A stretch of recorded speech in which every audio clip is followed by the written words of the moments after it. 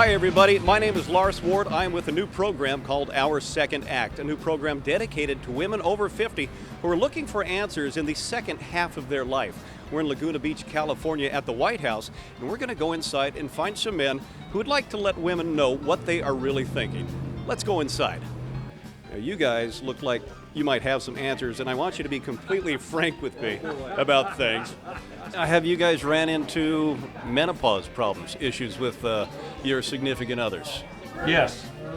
What about the physical part of menopause? You know, some women tend to dry up. Yeah. You're selling me some sort of a lubricant. Yeah. We're into slick zone. I would think that might be definitely that's something that does happen. Yeah. So that makes you feel like they're not turned on. So you work around it. You adapt. You try to figure out ways to make sure it works for both of you. You know, we were talking about ED. I really won't comment on that right now, but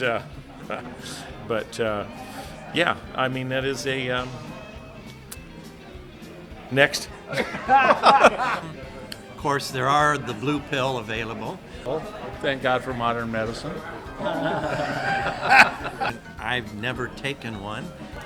And no, it's not. I swear to God, I never have. When you get intimate with a woman, do you have certain expectations? We've all cut a wide swath through our youth of conquest or whatever, but now it's completely different. You got to have that little intangible thing that brings you both together. And I think at our age, we're probably less likely to be, marking notch marks on the old bedpost like maybe when we were 20 or something. I don't know. We'd be kidding ourselves if we didn't think sex was important. It's not all about that completely anymore. I think it has more to do with, being with somebody that you would enjoy being with besides just, the sex part. Kind of being with somebody on a lot of different levels aside from just a physical one.